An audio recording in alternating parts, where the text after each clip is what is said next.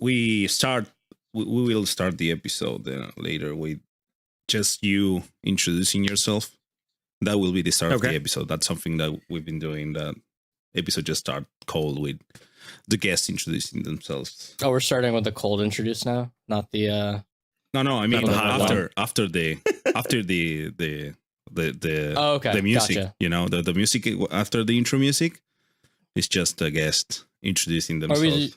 This is a little inner question. Are we still doing the people that aren't on doing like a little? Oh yeah, the intro thing. Yeah, are we doing that still?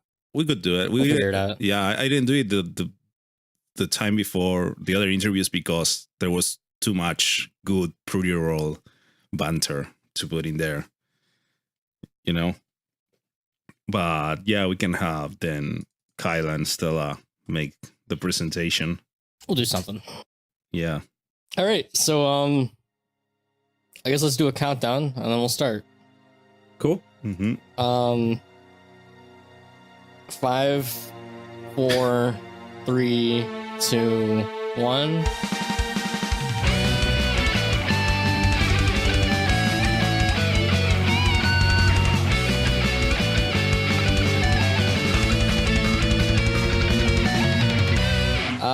How's it going, everybody? We got Ty from Lords of the Trident on this week, and we're going to talk about his stuff. Hey, how's it going? I don't know why I told you what I told you because you didn't do it. So it's we got myself, Andrew. We've got Fernando. Yeah. And Ty, obviously. Obviously. As expected. So we'll kick things off hot and spicy. Ty, what are your top 4 favorite power metal bands? Oh no, hot and spicy already? Oh man. Yep. Got to start it off spicy. Oh, okay. Well, yeah, I guess it depends on, obviously it depends on what everybody, really decides is power metal or not. I don't know. There's a lot of debate on certain bands. So I guess, one that's probably cut and dry, that's easy to say, okay, this is power metal. I think Dream Evil probably is in my top, or I would say maybe Dream Evil before the In the Night album. So like the Dream Evil with like Gus G and Snowy Shaw, I would say is definitely one of them. Obviously Blind Guardian. Yeah. How bummed were you when Dream Evil dropped off Prog Power last year? Oh man, I seriously. The last couple of times I came to Prog Power, the first time I came to Prog Power, I came specifically to see Dream Evil. I was like, the rest of the bands, that's cool, but I am going for Dream Evil. And then it killed me the first time when they had to drop off. And then, they came back again and I'm like, okay, this time, second time's the charm, right? And then, yeah, again, oh man, I was really, really devastated. So. Our buddy Mike came all the way from Vancouver for the same thing. Yeah.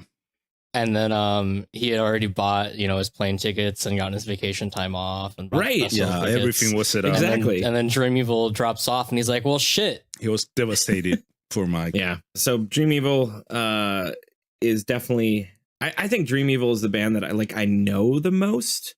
I'm actually kind of a newcomer in a sense, I think, to like the metal world.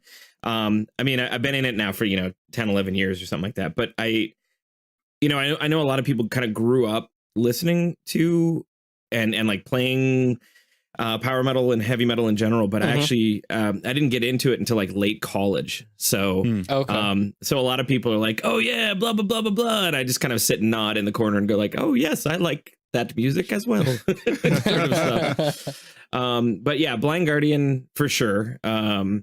Hansi's amazing. I don't know, would you consider Dio to be power metal? Maybe proto power metal? I think we usually toss them in with proto power metal when we like talk about it. Okay, well then, but it's close enough. Then I'll say Dio. Man, and the last one, man, I knew you guys were going to ask this too, and I like completely. I ask everyone this. I know. Signature. Oh man, All right, I'm gonna quickly take out my iPhone and scroll through it.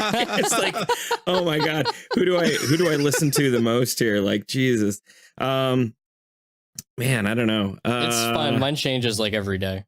Yeah, It I mean, I've depends been on listening. my mood, but Oh, okay. Here's one. I don't know if you. I don't think these guys are specifically power metal. But I do really like Anthem. Oh yeah, I don't know. That's great. Do you guys consider them Is power that, metal? Heavy metal. oh, that's the Japanese band that you Japanese guys were. heavy metal. They just had an album like 2, 3, 4 weeks ago. Yeah, right. exactly. Yeah. Mhm. With mostly re-recordings. So maybe they're a little bit more on the heavy metal side of things. Yeah, but they count. That's great. Okay. That's great. Yeah, I haven't listened, but our little metal community has been talking about him a lot lately. Mhm. Yeah, I really, I really liked Anthem's last vocalist, the one before they had the recent change. I think they changed their vocalist. I don't know, maybe 3 years ago. The guy, the vocalist, as I understand it, left to do like anime specifically, like just to be an anime opening, guy. And I miss him because man, his voice was something else. But the new guy's good too. I feel like there's a lot of money in anime openings. Yeah, Mhm. Like if depending you're who good. you are. Yeah, there is. Yeah. So there you go. All right. Sounds good. That's great. That's great. So that's our first insight on our very special guest, Ty. And maybe a lot of our listeners might know him by virtue of being the vocalist from the band Lords of the Trident. And maybe some others might know him for being part of the organization or the guy that runs Mad with Power, right? The festival. That is correct. And some other people might even know me from being the vocalist for Raptor Command, the power metal tribute to Elon Musk.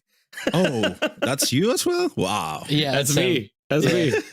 Did that actually happen? Did you finish that? Oh, heck yeah, I finished it. Yeah. Well, dude, okay. I finished my parts like months and months and months ago. I don't know. This album was not my baby kind of a thing. With the Lord stuff, I'm on things and I've got release dates and I'm pretty, I take everybody down to the grindstone. I said, okay, we're going to get this done. We're going to get this done. The Raptor Command I was just brought in to do vocals and the guitarist is a friend of mine. And so I wasn't, kind of behind the wheel as much on that one. So I got my parts done and I was poking him for months. I'm like, hey, Max, what's going on? Come on, buddy. We got to do this. So, but it's finally out. They flew me out to LA and we did some music videos. Like a year ago, maybe year and a half ago, something like that. Mhm. And I edited those together and did some effect work for that. But yeah, the album's finally out. It came out a couple months ago and I'm really happy with the result. It's weird. Because all the rest of the albums that I've been involved with, I've been like really involved with the mixing and the mastering and just like making all the little decisions. And I've never really had an album where I just kind of like sang my parts, sent them off. And then I, Just like, wait. Like 8 months later, I got a finished, version with nothing in between. So it's like, well, I hope the mix doesn't suck. It's like, but yeah, thankfully everything was good. That must be relaxing though, not having to like worry about every step of the way. Just, guess when it done, was. and then get the result whenever it's done. Yeah, it was in a sense. I don't know. I'm a bit of a control freak with some of those things. Uh-huh. So it was relaxing on one hand, but it was also kind of stressful on the other because I know a lot of people who are Lords fans pledged like to the Kickstarter and Because it was you.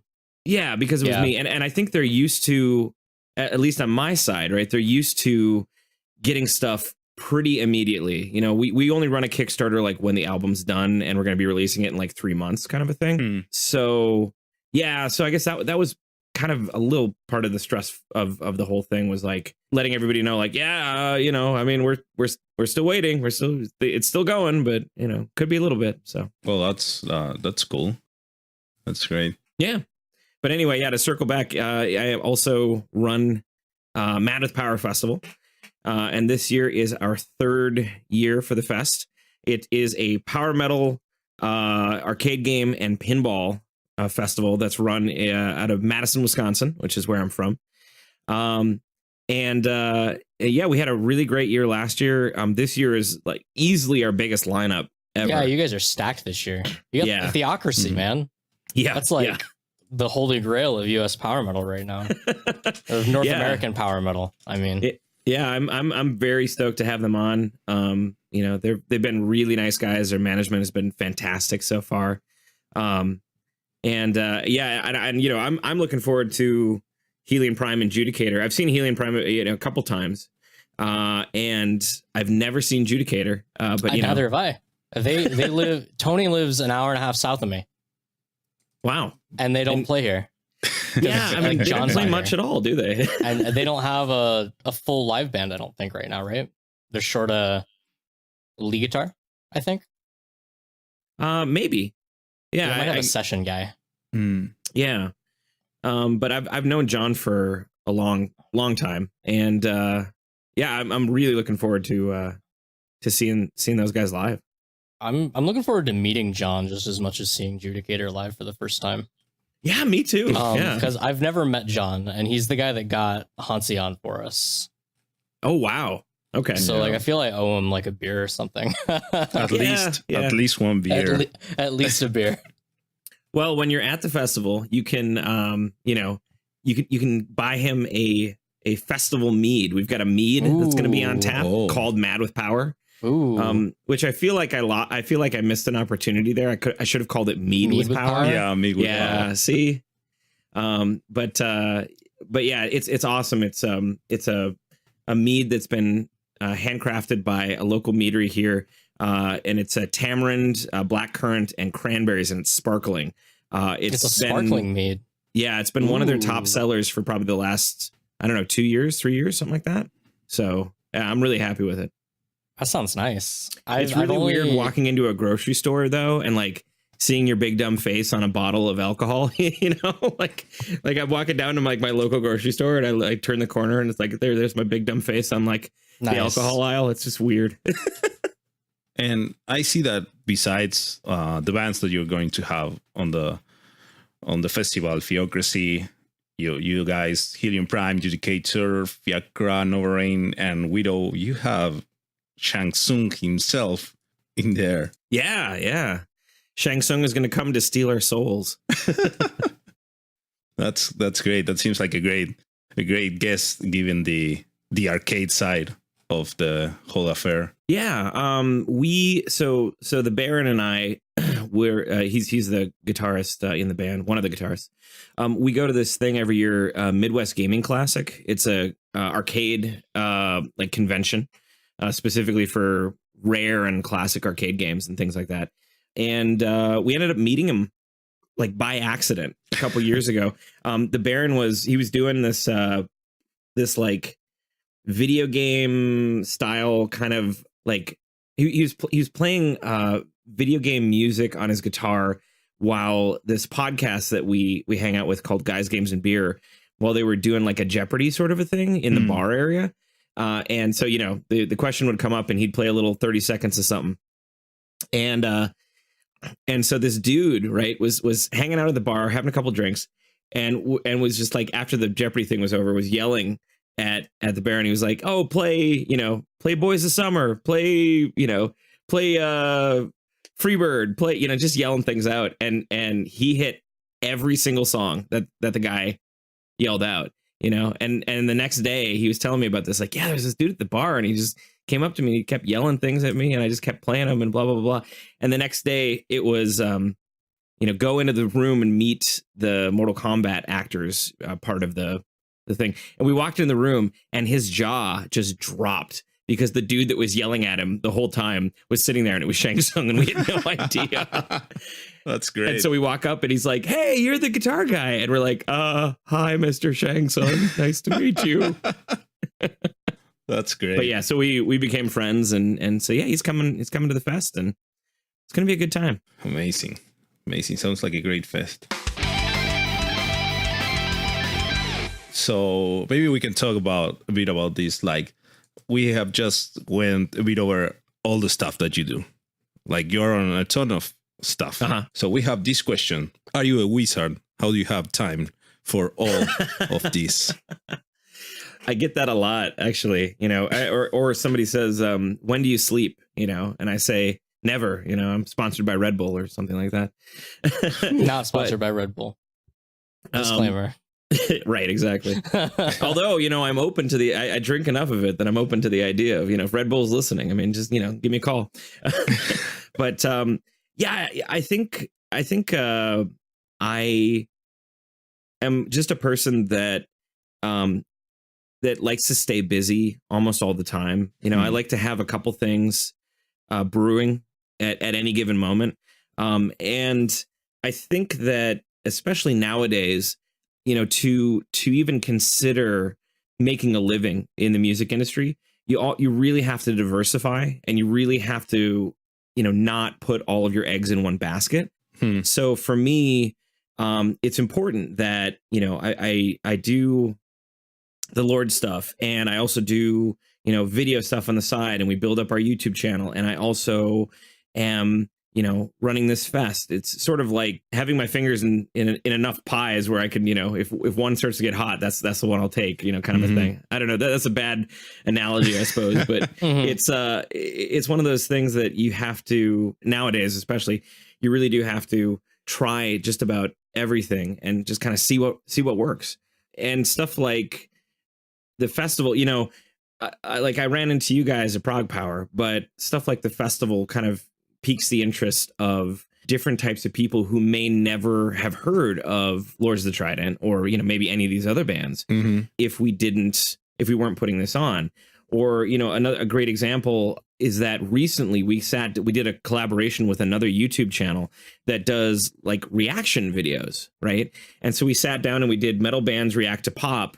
And for some reason, you know, the holy Google reached down its glistening finger and blessed that video, and then boom, you know, it went into the suggested tab of everyone. It's almost got 1 million views right now. Whoa, that's great. Really? That's great. And we probably made, just in streaming and sales and like digital, you know, digital related stuff, we probably made close to $1,200 just on that, just from the influence of that one video, right?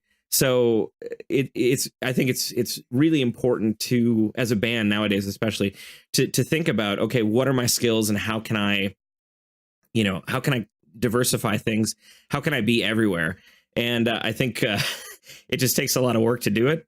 There's no real easy answer. So I'm just lucky that I'm a guy that really enjoys doing a bunch of stuff all at the same time and never sleeping. So yeah. So yes, I am kind of a wizard.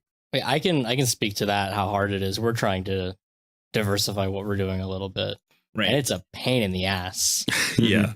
Like, even just trying to stay relevant on like Facebook, right? Like the easiest part. It's a pain in the ass to come up with something to post like every day or every other day. Absolutely. Yeah. And I mean, my shelves are filled with books on like music business and social media and stuff like that, specifically because I ran into that problem of like, oh crap, like I got to think of something to post. So I you know, go to these books and try to grab some info from them and try to figure things out. So. But yeah. Like, I think it's a little bit easier for us than with like a band, because, you know, we can always just go find some old album from, you know, 15 years ago and write a blurb on it and put it up. But it's still a pain in the butt. Oh, absolutely. Just to think, what are we going to do? And if we were more professional about it, we'd probably plan it out like 2 weeks in advance every time. Sure. But that's even more of a pain in the butt. Yeah. Hey, we do plan some stuff. Come on. We do plan some stuff. We're not that bad. But we don't plan like everything. Yeah. No. Like this week we did that cool album of the month thing. Yeah. That was great. I enjoyed that. Idea. Yeah. I think people enjoyed that as well. We'll make sure to revisit that. And that's part of the thing now. Like, if you're making music or something, like anything that's creative in nature, you have to learn how to be your own community manager, how to be, you need to learn marketing besides whatever else you are actually doing. Otherwise, you're just dead in the water most of the time. Yeah. Well, and not only that, but you also have to learn, you know, essentially management, and you have to learn a lot of people, myself included, right? You have to learn how to record and mix and EQ your own albums, and how to, you know, film and edit and add effects to your own videos and stuff like that, because, you know, I mean, none of us have money, right? I mean, this it's you know, I think you either figure out really fast how to look up the thing, you know, the tutorial that you need to figure out on YouTube, or you need to be like super loaded to make this whole thing work.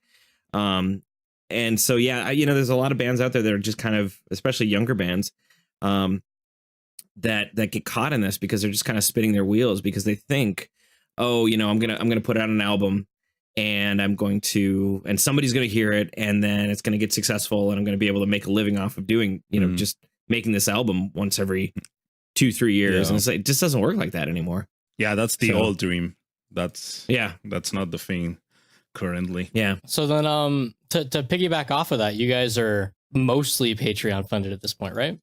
Yeah, I mean, I would say, you know, 90% of our operating costs, just kind of as a business, are handled by Patreon right now, and we're continuing to grow that and continuing to make content for Patreon, or to lead people towards the Patreon, with the idea that eventually, if we can, you know, build it big enough and we can get the number per month high enough, that, you know, one or maybe two of us can quit our jobs and do it full time. And so, you know, that's the current hope and dream, is that, you know, or at least one of us can go down to part-time and work part-time on Lords and part-time on a regular job or something like that. But we are, you know, so we have this Europe tour coming up at the end of September. And that was actually all funded 100%, or will be funded 100% by the money coming in from Patreon. So it's really huge for us right now, and for just bands in general. I think the direct funding model is the way that things are going to be going in the future, which it brings up an interesting point about kind of the state of the industry in general, because, you know, you or I mean, any person involved with music, any person involved with, you know, podcasts about music or anything like that, you can take a specific genre and you can list out the bands, you know, that would fill stadiums and auditoriums, and that people would travel for miles and miles around to see, you know. But almost all of those bands, if you really think about it, are, you know, 20-30 years old at this point. And with the state of the music industry as it is, we're not replenishing those bands. Essentially, there's not you know, there's the next Metallica is not coming up anytime soon. You know, we're not going to see that again, I don't think. But I think what we will see, and what might be even a cooler sort of a future, is that we're going to see a lot of mid-tier bands that are, you know, just eking out a living off of making their music, but things get specialized, and the music and the content that they're making speak to a very specific, very small subset of people that are supporting them directly, right? Yeah, you know, it's easier than ever to find the sound that you're looking for right now. You just have to put in the time to find it. Yeah. And I think that's cool when somebody can find a band, and in essence, a lot of Mad with Power kind of started from that idea where, you know, there's all these kind of like low to mid tier bands out there that are just amazing, you know, just putting out incredible music, and they're just not being found, or you know, they're not as big as maybe like I think they should be, sort of a thing, you know, and they're getting ignored by a lot of the bigger festivals, even the festivals that are within our own genre, essentially. And so, you know, that was one thing that was the impetus behind starting Mad with Power, was sort of this spite of like, you know, nobody's paying attention to these bands, like I got to do something about it, sort of a thing.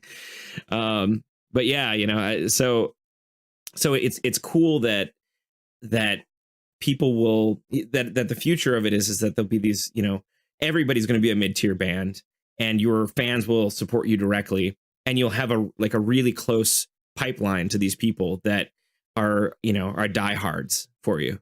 I think that's really neat. You know, it's not quite the same sort of dream, right, as the whole, oh, we're going to go around and play stadiums and, you know, drive our Ferraris into the into the hotel pool or anything like that. But it's a little bit more of like an intimate dream. You know, you really get to know your fans. You really get to know them as people, as friends, and they support what you're doing because they love it, not because it's trendy, not because, you know, 50 of their other friends are going to the stadium too. You know, it's kind of cool that way. You know, I don't have any friends in Arizona that go to shows with me, so I definitely vibe with that. Yeah, I go to every show alone, and it's all right. I recognize faces. I'm never going to learn their names, but I recognize faces at shows now. I'm terrible with names too. I'm just like, same. You know, hey dude, hey man, hey, what's up? But I mean, I think that small band mindset is, I think that's really what was the impetus, I think, for Powerful, honestly. Maybe not explicitly, but we were just talking, I think our first episode was just talking about a bunch of small album reviews, right? It was, well, the first published episode started with both big news and smaller bands that, like, I joined you guys like 2-3 years ago just chatting, and I didn't know like 80% of the stuff that I listen to now just because of you. And there's a lot of people that maybe just because a band is not tied to a multi-million marketing worldwide campaign, that people don't hear about them. And it's great to be able to talk to someone that tells you, hey, I listened to this great album, and you listen to it and, hey, this is great. How did you find it? So I checked it on Bandcamp and it came out in the power metal section. And you want to share it because more people should listen to this, and maybe you can give someone a new band that they didn't know even could exist, that say, oh, this is my favorite now. And it's great that we can do that and share all these bands that maybe fly under the radar of a lot of people, just maybe based on where they are located or what people they hang out with. They just don't talk about small bands. Right. And how cool is it when you can introduce somebody to like their new favorite band of all time? Oh, yeah. I mean, like, you know, that's such a cool feeling, right? Definitely. And there are just so many phenomenal local to like regional level bands out there that are just being sleeper hits right now. Yeah, definitely. We try to help with that and share them and you know, maybe reach more people than they would just by themselves. Yeah, well, you know, and to that end, for everybody listening out there, go check out my boys Mega Colossus. They just came out with a new EP, and it is absolutely crushingly good, like just insanely good. Mega Colossus, go check them out. I think you guys have you guys heard them before? Nope, never. Oh, but we will. Go check them out. You guys will love it. I'll listen to it tonight. Yeah, absolutely fantastic stuff. So I think we're gonna do our next. So we usually do like a little mini tour with them once a year, or at least we go down kind of in their neighborhood. They're from North Carolina.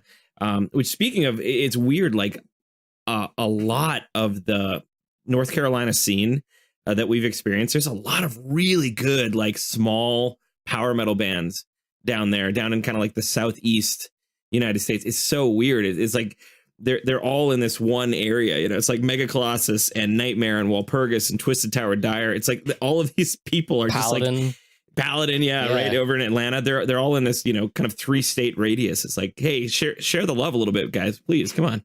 You know, it's all we have in Wisconsin is cheese and like shitty death metal, basically. We don't have anything out here in Arizona. We got Judicator. Yeah. And then we've got a cool prog band that I go to most shows for, but that's about it. Yeah. But those guys are great. We're going to probably be doing, I think we're going to be doing the next time we do Europe, maybe in 2020, we're going to probably go with them. So this time we're going with the Sound of Thunder. All right. So then let's backtrack a little bit. You want to tell us about how Lords of the Trident started? Yeah. So, you know, So I'll give you guys the real story. Normally when I do interviews, right, I'm all in character as Fang von Rathenstein, and I say that we started at the beginning of time in a volcano, right, when it erupted, full of metal and steel. Of course, yeah, but makes sense. Oh yeah, you gotta get metal and steel, otherwise you're not true. But yeah, no, like so Aki, aka Asian Metal, he and I were roommates we were friends in college, and we ended up being roommates junior year of college, and we met in the Japanese program. And so we were in this tiny dorm room, right, and we had our computers kind of back to back, and I was in an alternative rock and funk band at the time. I was kind of like Pearl Jammy, Red Hot Chili Peppers kind of stuff, right? Mm-hmm. So he'd be studying and he'd be playing, like Iron Maiden, and I'd hear it and I'd be like, "Hey, Aki, what is that? What song is that?" And he's like, "Oh, it's the Trooper by Iron Maiden." I'm like, "Huh, Iron Maiden, huh? All right, okay."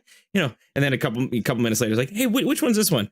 "Oh, that's Judas Priest." "Oh man, I think I like Judas Priest. That's pretty good." All right, And so I sort of got into heavy metal via osmosis, just kind of sitting next to him and sort of absorbing that. And because, for me, and I think for a lot of lay people, people who are not into metal at all, you say metal, even if you say power metal, right? The word metal gets a very visceral reaction. People think it is, a bunch of dudes with super long hair and, jackets with pointy guitars, screaming into a microphone, and they're all angry at their dads, and they're like, "Wah!" Like that's what, when you say metal, that's what people stereotypically think. But you or I or anybody sort of in the know knows that metal is probably one of the most varied, bass genres that's out there. I mean, you have everything from like, hair metal, which is this, might as well be, top 40 rock radio, all the way to like, blackened crusted core, whatever, which is, unlistenable, like clanging sounds, but all of that is considered metal. And so I really think there's a subgenre out there for everybody, no matter how milquetoast they are, we'll say. But he got me into more of like the traditional heavy metal, the Iron Maiden, Judas Priest, Dio side of things. And he also really liked 80s heavy metal. And kind of through that, I also got into the more power side of things, because I was always a big, kind of operatic, classical, theatrical sort of nerd, and D&D and all that sort of stuff. Classic nerd. Oh yeah. So one night, Aki was playing guitar, and I was a guitarist as well, and we ended up finding just, and this was the early days of Facebook, back when it was only the people who were in the colleges that could be on. So we found this guy who was in the next dorm over, and he ended up being like from my hometown, and he was just maybe a year younger than I was, so I didn't know who this guy was. But this dude was like insane on guitar. Aki saw him play and like his jaw dropped. I mean, like this guy could literally play just about anything. And so they would get together, and, he was starved for people that could keep up with him on guitar, because there was nobody in college that could do it. And Aki was like the closest person, and Aki will still say that, I can't play as good as he can. It's like, well, maybe yes, maybe no. There are different styles, right? But you can keep up. So one night they're sitting in the dorm room, they're playing stuff. I'm playing a, video game on my computer, and I get this tap on the shoulder, and Aki goes, "Hey, Ty, we came up with this riff, and I guess I was wondering, can you record this like on your computer somehow?" And I'm like, "I don't know. Maybe." So we found an old audio interface that worked over USB. We found an old microphone, and we spent probably the next like 4 or 5 hours, like, fiddling with knobs until we could get this thing to actually work on the computer. And we recorded like the first maybe minute and a half of this track that we were all kind of writing together. And it was like 1 a.m, right? And they go, okay, I think we got it. it's going to need some vocals. And Aki goes, hey, Ty, you can do the whole like, wah, kind of a thing, right? And I'm like, I think so, maybe, I don't know, and so they set the microphone up and they're like, oh, just sing something. I said, well, what do I sing? And they're like, anything. And they hit record, No pressure. Right. No pressure at all. Right. And I basically just looked over to the corner of like our DVD section, and we would always, just for laughs, right, we would watch Manowar Hell on Earth 3, because I ended up picking that up like on a goof a long time ago. And I just thought I thought Manowar was like the most tongue-in-cheek hilarious thing ever, just like watching that their concerts. Oh my God, so hilarious. So I'm like, I was channeling Manowar at the time, and I'm like, through the night, through the dawn of time, and it just kind of like whatever came out of my brain at 1 a.m. The Manowar thing too. The Manowar, yeah. The whole Manowar vocals thing. Yeah. Exactly. And we did it in one take. Because the RA, the house fellow dude, came by and said, like, you guys can't be screaming into a microphone at 1 a.m. So we did it in one take, and those lyrics are still the lyrics to that song to this day. Like, somehow it worked. I don't know how. Which song is that? It's a song off our first album. It's called The Virgin Vault. Okay. I was just looking at the track listing and I'm like, is it the Virgin Vault or the Barbarian Horde? I can't tell yet. So we had so much fun doing that, just fiddling around with guitars and tones and figuring out, making terrible, shitty recordings in the dorm room. That, we said like, hey, same time next weekend. And we basically got together, on like Friday nights, and we would just dick around and write songs and record them. And it was just me and Aki and Brian, or AKA Brian 1, because we have Brian 2 is in the band. He's the Baron. So we did this for a while, and I was still in this other band, this alternative rock band. And we did this for a while, and we were just kind of like a little recording project. We put things out on Facebook and just, asked people what they thought, and people seemed to dig it. I don't know. But it was always kind of a side thing. So my super senior year, right, I did a little victory lap because I did a triple major at college. Like I said, I like to stay busy. Right? Whoa. But my super senior year, right, my main band that I've been playing with for the last 5 years, the alternative rock band, they were kind of breaking up because we were all going our separate ways, and I didn't have anything to do over the summer. So I said to Aki, and Aki and I hang out constantly. He's my best friend. I said to Aki, I'm like, hey, do you want to maybe like put together a couple Lords of the Trident shows like over the summer just for fun? Like we'll just find a bassist, we'll find a drummer, we'll just play like 3 shows, and we'll just just do it for goofs. And he's like, sure, yeah, whatever. So we found a bassist and a drummer, and we finished up actually, through these like little home recordings and stuff. I had learned a lot about recording, and we finished up a full album, and we decided, okay, let's play like, we'll play like 4 shows, and we'll do like the third show will be our album release or whatever. So we got together, and I was all about, right, the whole, okay, let's do fire and explosions and like costumes and axes and swords, and let's out Manowar, right? That's what I wanted to do. It's, and the rest of the guys they were a little bit timid about it. I would say they weren't really super on board, but I convinced them, right? And by our third show, and I still don't know how this happened. I honest to God don't know how this happened, but we did our CD release at this place called The Frequency, which had opened up maybe a month before here in Madison, Wisconsin. And the capacity of The Frequency was like 100, right? Mm-hmm. We had 150 people crammed into that place. And they were singing our lyrics, and I don't know how, right? Because like we hadn't even released the album. It wasn't out digitally. Like it was just people that maybe were passing things around on Facebook. I have no idea how this worked. Jeez. But that was like way more people than I had ever played to in my alternative rock band, So we were down in the basement of The Frequency, like after the show. which is supposed to be show 3 of 4, right? And I'm looking at the guys going like, so guess we keep going. Yep. and they said yes, and 10 years later, here we are. Well, that's great. That's a great story. That's a good moment. Yeah. That moment when you realize, hey, all these people, they are just going on with my songs. Really? Is this like an elaborate joke or? It was super weird, like, yeah, and it still is like, it's a little less weird now when people are singing the lyrics and singing along, but it still is. It's still that cool, that cool feeling of like, oh man, these people like know my music and they know what I've created and they sing along to it and they really like it. We've got like 3 people who have Lords of the Trident tattoos.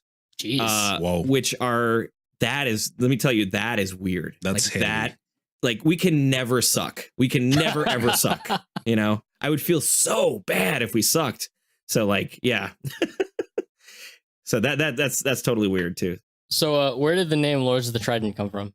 I get this question all the time, and I don't like, honestly, it was It's not a Game of Thrones thing, right? No, it's not. And that's the thing. I get that all the time too. A lot of people are like, oh, it's Game of Thrones reference. And I wish that was it. That would be a cooler story.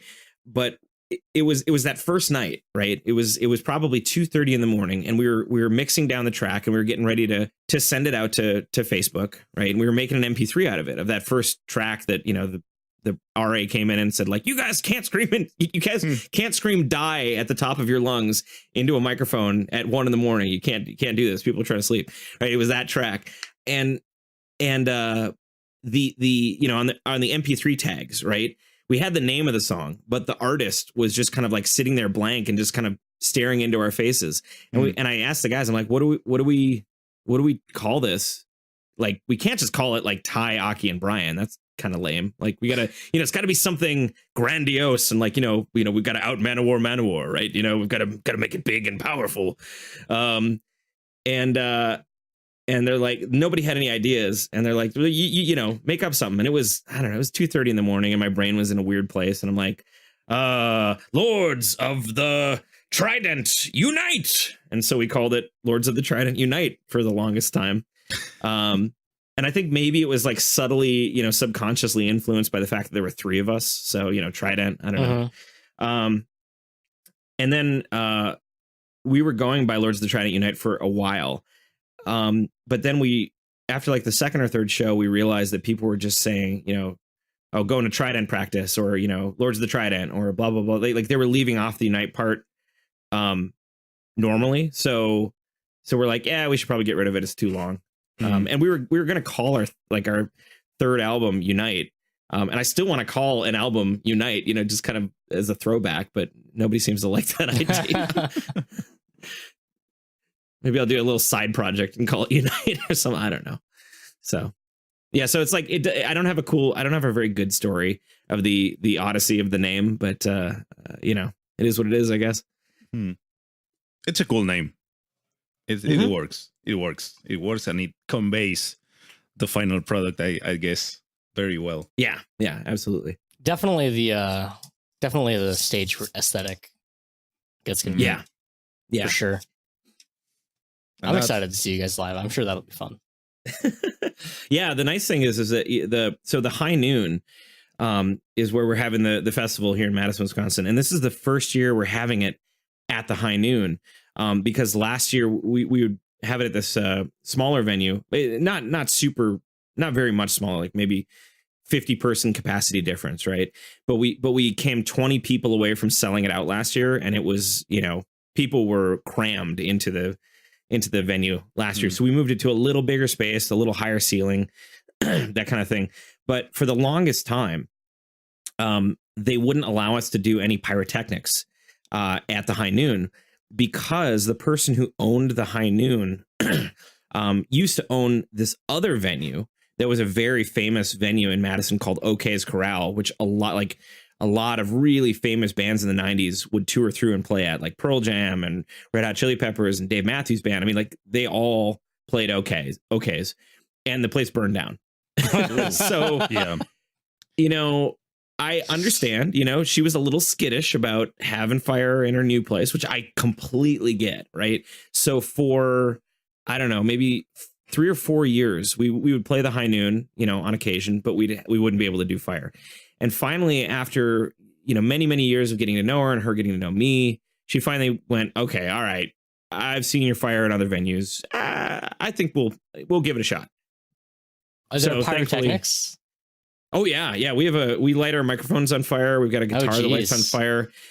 We've got a Kevlar chain whip that we soak in kerosene and we like whip out across a crowd and it sends a big like fireball out. What the fuck, dude? Yeah. I have a sword that I line with sparkling cannon fuse, and then we light it on fire and it just like shoots out sparks everywhere, like for, you know, a good 2 minutes straight during a song. Well, what else? We don't get do a lot much of pyrotechnics up here. Yeah, well, you know, we do a lot of we like to stand out from the crowd. Yeah, you know, we like to differentiate exciting. ourselves. I hope other people are doing pyrotechnics as well. Me too. That'd be great. Yeah. So pyrotechnics, that's the core of your set. That's what I'm getting. Oh yeah. Our music sucks. It's just all pyro, basically. Perfect. It's the spectacle. That's all that matters. Yeah. And I try to, you know, before I started the band, very shortly before I started Lords, I went out and saw, I don't know if you guys have heard of or are familiar with the band P-Lander Z. They're like a punk band, like a noise punk band from Japan. No, probably not. Okay. Well, they, you know, they're noise punk. So they're not exactly the most easy listening band, you know, we'll say, especially live. Like they're very loud. They're very, you know, gritty and stuff like that. But their stage show, man, is insane. They all have color matching outfits. They do just like they have like a giant tentacle monster come out on stage and they fight it with their guitars.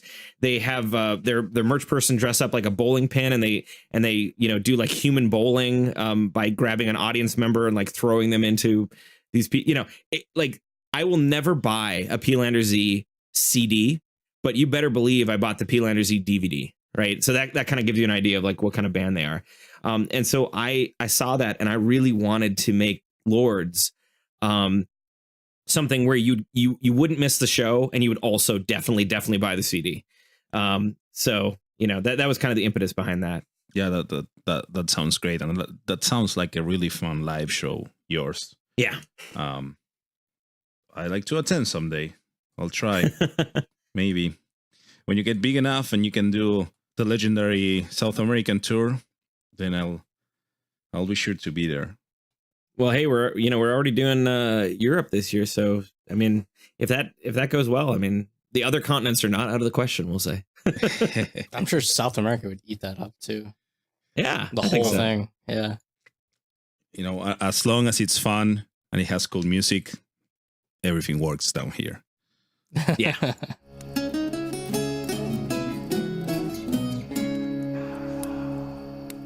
So we'll go a little more in depth into the festival now, I guess, especially since we started talking about the pyrotechnics and all the excitement around that.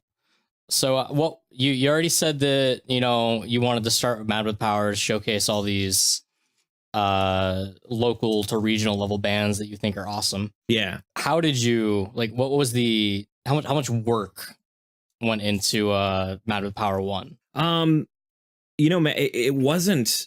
It really wasn't a lot of extra work, which is a weird thing to say, I think, because a lot of people think about these sort of fests and they, you know, they think, oh my gosh, that must be just insane amounts of work for you and all that sort of stuff. Really, it was the Mad with Power 1 was a lot like booking, you know, maybe 2 shows. Sort of a thing, you know, it was us and 5 other bands. There was 6 bands total. So it was, and we kept it mostly local, right? So it was kind of regional. The first Mad with Power, we had 2 bands from Madison. It was us and another Madison band. We had 2 bands from Milwaukee, and then we had 2 bands from like a little further out. right? So I think the farthest out we went was Ohio. And the reason for that was I saw a lot. I've been to a lot of festivals, a lot of smaller festivals that in their first year or even in their second year, they try to just like go nuts, and they start like a 3-day festival with like 30 bands, right? And it's year one, and they think that these bands are going to pull in, you know, caravans of people from their home states that are going to just, you know, fly out to like, say, I don't know, California and go to this festival. And it really doesn't work that way. You gotta have to build the brand, and you have to build the momentum. You have to like let people know that you exist before you can move things into like 2 days and 3 days and have like, you know, 50 bands and porta potties and all that sort of stuff, right? You can't just go for broke right away. It doesn't usually work that way, that well. Yeah, definitely. So we started small, and it really wasn't all that big of a deal. Like we, you know, I had the backline, I had cabinets, and we had a drum set and all that sort of stuff. And so we just booked the bands. They were all friends. So we just, you know, kind of talked to them and said, okay, here's what's going on. Here's what we're going to do. I'd say for year one, the biggest hurdle was finding the arcade cabinets and getting all of the branding together and doing the shirts and stuff like that. But yeah, year one wasn't that bad. And we had like 160 people in year one, which was pretty decent. You know, the capacity in the venue was like 300. So, you know, so it wasn't full, but it wasn't empty by any means. Yeah. And it was a pretty successful year one. And then year two, last year, we decided to do the festival on the same day, or to sort of do the festival alongside of our CD release. That's smart. So we released Shadows from the Past, and we did that specifically so that we could get people through the door for the CD release, but then be like, hey, this is a yearly festival, and if you like pinball and arcade games and a bunch of these amazing bands, you should put this on your calendar and like know that this is happening every year. And it seemed to work, for sure.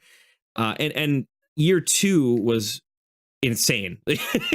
I think year two was the hardest I've ever worked on any festival or any show ever. And I think it was mostly because I was an idiot and decided to release a frickin' CD on the same and do all the Kickstarter, you know, prizes and all the, you know, everything that goes along with releasing a CD, and also release it, you know, on a festival that I'm also running. So, you know, I'm doing all of these crazy prizes for Kickstarters and getting like, you know, custom made bottle openers and like pirate flags and, you know, 4-foot tarps and I don't, you know, like whatever the hell we were selling. I don't even know anymore. Right. But then, you know, and then also I had to deal with all the ticketing and all that, because we do our own ticketing system. Like we homebrew that. Because I hate convenience fees, like with a burning passion. Oh yeah. You know, I hate going to a website and thinking you're going to be spending $20 to go to a fest, and it ends up being like 28.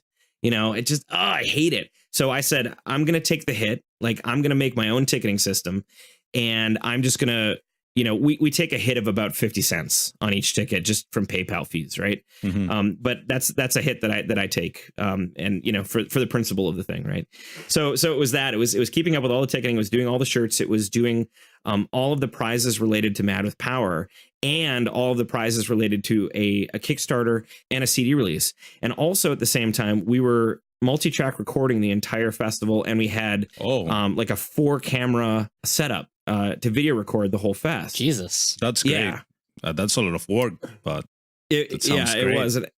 And then also we ended up doing like a little interlude metal opera where myself and the singer Nina from A Sound of Thunder, we did La Traviata. I saw that. Woo! Yeah, I saw that. So yeah, so that was really fun.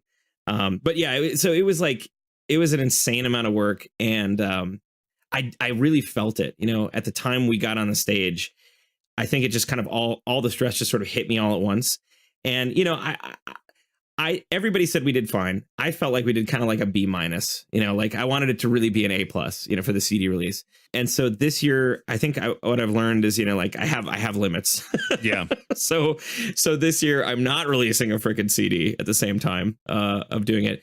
But at the same time, I'm putting a little bit more thought and resources into a lot of the publicity behind the event.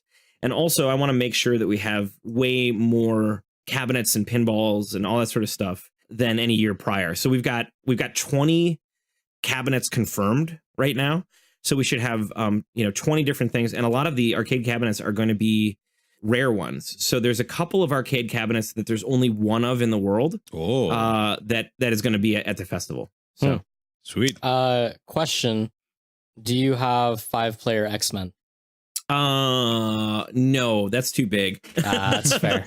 I'll probably have like 4-player. I'll definitely have 4-player Teenage Mutant Ninja Turtles. All right, and I'll probably do 4-player Simpsons. Those are close enough. The classics. But yeah. Oh yeah. 5-player X-Men is like the holy grail in my opinion.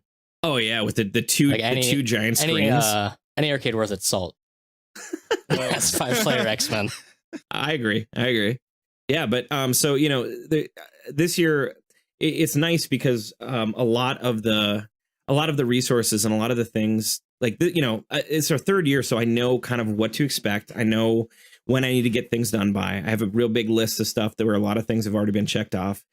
And we have we've kind of established ourselves. We have vendors for for the booze, and we have vendors for the arcade cabinets, and we have this and that and the other thing.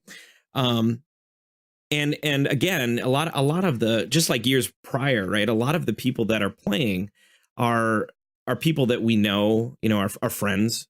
So like Judicator and Helion Prime. I mean, we all chat with each other. We're all friends. We all, hang and send each other, stupid memes and stuff like that. So, like we're close, and Nova Rain is, close friends with Helion Prime. So we're kind of like friends by proxy and that kind of stuff.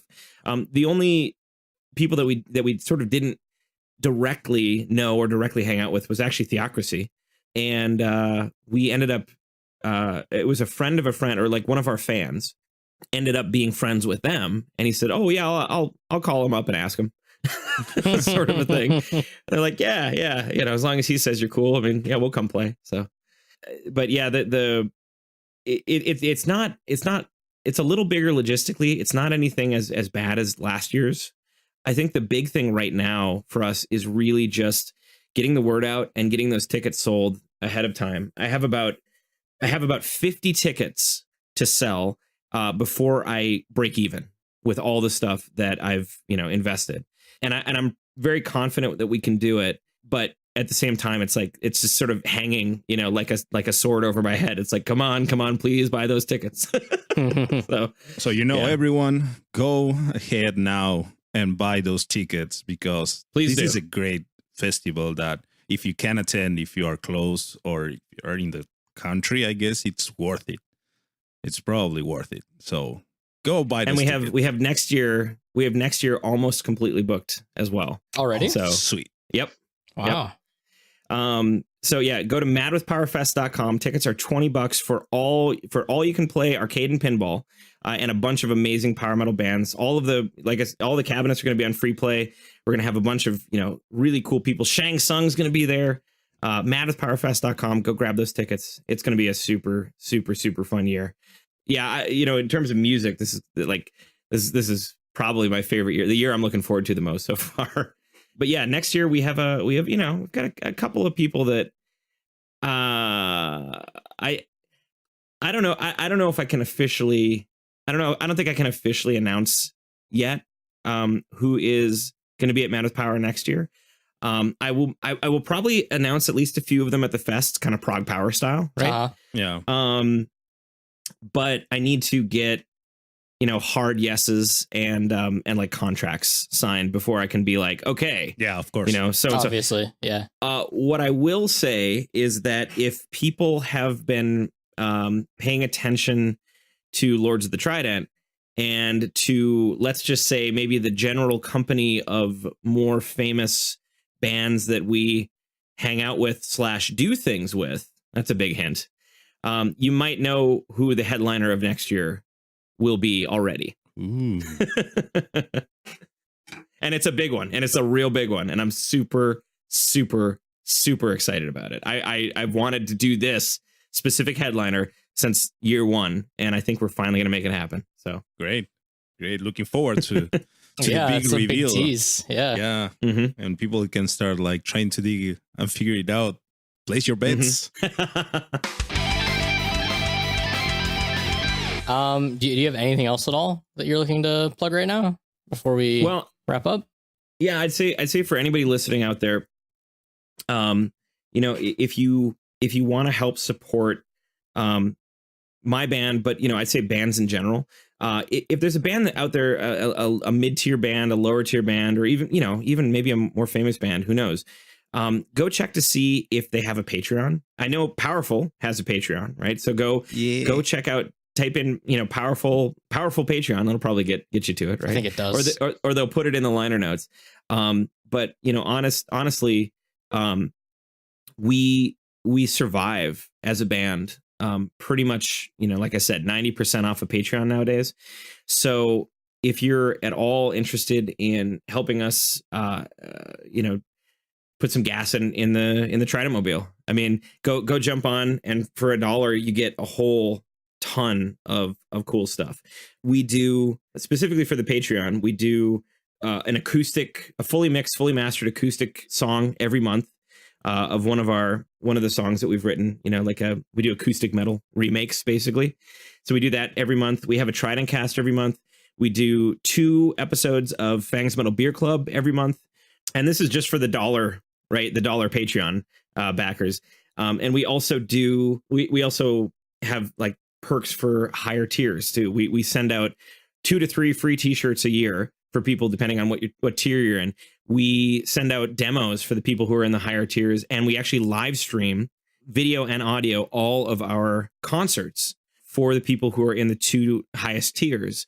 So anytime we're playing anywhere in the world that has Wi-Fi, we live stream our shows, and they can just watch from the comfort of their own couch, and we live stream it fully mixed. So it doesn't sound like you're holding up your phone, in the middle of a concert. It is completely professionally mixed. We also do bootlegs of every single show that we do, multi-track capture of all of our shows, and we mix them down. So we have live bootlegs for everything that goes out, again, to people that are just pledging $1 a month. So for $1 a month, you get a heck of a lot from our Patreon. And I'm sure, the Powerful guys would also love your pledge as well. So go check them out on Patreon. And if you haven't picked up the latest Lords of the Trident album yet, do that. Shadows from the Past. We've got physical copies as well as vinyl available on our website, lordsofthetrident.com. And we did release our first acoustic album, our fully acoustic album that was put together for the Patreon people. That's out as well. And then I guess finally the Raptor Command album is out too. And I think physical copies are going to be shipping. Well, physical copies have already shipped to the Kickstarter backers, but I think physical copies are going to be available very soon. If you want to see me like sweating in leather in like a desert in California, type Raptor Command on YouTube and go watch those videos. But yeah, lots of stuff is happening right now. And check out our metal bands react to pop. Put that into YouTube and have a laugh. We've got two episodes of that out right now. Yeah, and so there's always a lot happening with us, with Lords. So just follow us however you want to follow us, Facebook, Twitter, whatever. And and you hopefully won't be disappointed, especially if you have a tattoo of us. Yeah, Lords is one of the busiest bands around, I think. There's always stuff coming out from these guys. So be sure to check them out, support them. Yeah, please check them out. As Ty said, if you like a band, see if they have a Patreon, see if they have any way where you can support them besides just buying the albums. Even if maybe you're not a person that buys albums, which there's a lot of those. So maybe you can find out, hey, they have this Patreon thing, and you can give them just $1 out of your pocket every month or something like that, which is, you probably lose $1 every month under the couch anyway. So it's not a big difference. And since we're on that, we do have one too. So if you want to send us a little change, that'll be great. If you can't, that's perfectly fine. Just like, subscribe, write reviews, share with your friends, and send us music to listen to. Yeah. And I'm on your Patreon. I saw you guys got some new recording equipment recently, huh? Oh, yeah.